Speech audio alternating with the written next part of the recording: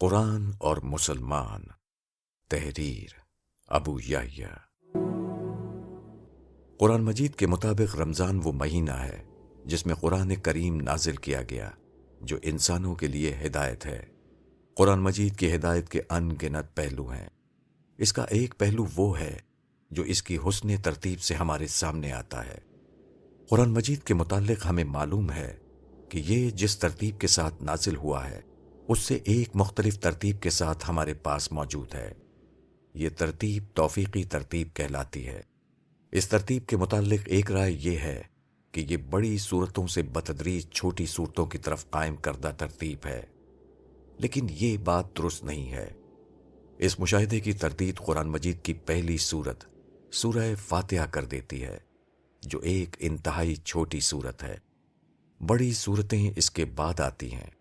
ان بڑی صورتوں میں سے بھی بقرہ 276 آیات، آل عمران 200 آیات، النساء 176 آیات اور مائدہ 120 آیات میں آیات تدریجاً کم ہوتی ہیں، مگر اگلی 4 صورتوں یعنی انعام 165 آیات، اعراف 206 آیات، انفال 75 آیات اور توبہ 129 آیات میں ایسی کوئی ترتیب نہیں پائی جاتی۔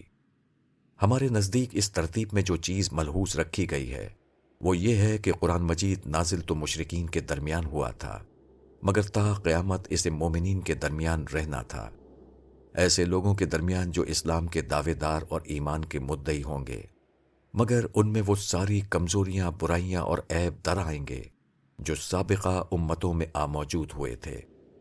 چنانچہ قرآن مجید کی موجودہ ترتیب میں ابتدا میں وہ صورتیں آتی ہیں جن میں یہ بتایا گیا ہے کہ اللہ تعالیٰ کی ہدایت پانے کے بعد اقوام کس طرح گمراہ ہو جایا کرتی ہیں۔ ان صورتوں میں یہ بتایا گیا ہے کہ اللہ تعالیٰ کے نزدیک فکر و عمل اور فلسفہ و شریعت کی سطح پر کیا چیز ہدایت ہے، وہ کیا رویہ ہے جو اللہ تعالیٰ کو مطلوب ہے، اور وہ کیا طریقہ ہے جو اللہ تعالیٰ کو ناپسند ہے۔ سابقہ اہل کتاب یعنی یہود و نصارہ کس طرح ہدایت پانے کے بعد گمراہ ہو گئے، ان میں کس طرح شرک و بدعت کے رویے عام ہوئے، کس طرح ایمان و اخلاق کے بجائے ظاہر پرستی عین مطلوب بن گئی، کس طرح عمل صالح کے بجائے فسق و فجور کے رویے عام ہوئے، کس طرح حق پرستی کے بجائے قوم پرستی امتوں کے فکر و عمل کا محور و مرکز بن گئی۔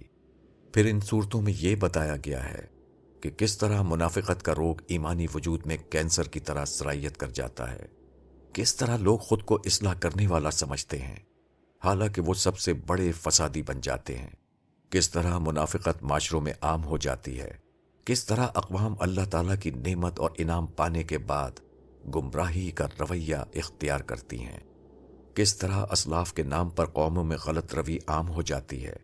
لوگ نام ابراہیم خلیل اللہ اور اسماعیل علیہ السلام کا لیتے ہیں، مگر خود ساختہ رسموں اور ضابطوں پر مشتمل ایک نیا دین گھڑ لیتے ہیں۔ نام موسیٰ اور عیسیٰ علیہ السلام کا لیا جاتا ہے، مگر در حقیقت قوم پرستی اور شرک و بدعت کا ایک جھنکاڑ ہوتا ہے جس کو مذہب کے نام پر پیش کیا جاتا ہے۔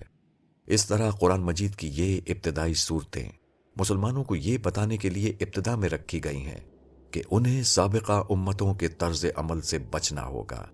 وہ اگر نہیں بچیں گے تو ان کا انجام بھی ویسا ہی ہوگا جیسا انجام ان صورتوں میں پچھلی امتوں کے حوالے سے بیان ہوا ہے۔ وہ بظاہر اپنے آپ کو عین حق سمجھیں گے، مگر خدا کے نزدیک وہ مغضوب اور گمراہ ہوں گے۔ وہ خود کو جنت کا حقدار سمجھیں گے، مگر رب کے نزدیک ان کا اصل ٹھکانہ جہنم ہوگا۔ وہ خود کو خیر الامم کہیں گے، مگر پروردگار ان پر ذلت، مسکنت اور رسوائی تھوپ دے گا۔ یہ اللہ تعالیٰ کا ضابطہ ہے کہ وہ افراد کا معاملہ قیامت پر اٹھا رکھتا ہے، لیکن اقوام و ملل کو ان کے اعمال کے مطابق اسی دنیا میں بدلہ دیتا ہے۔ یہی وہ بات ہے جو قرآن مجید کی ابتدائی صورتوں کا بنیادی سبق ہے، جو ہر اس مسلمان کو سیکھنا چاہیے جو سوچ سمجھ کر قرآن مجید کو رمضان میں پڑھنے کی سعادت حاصل کرتا ہے۔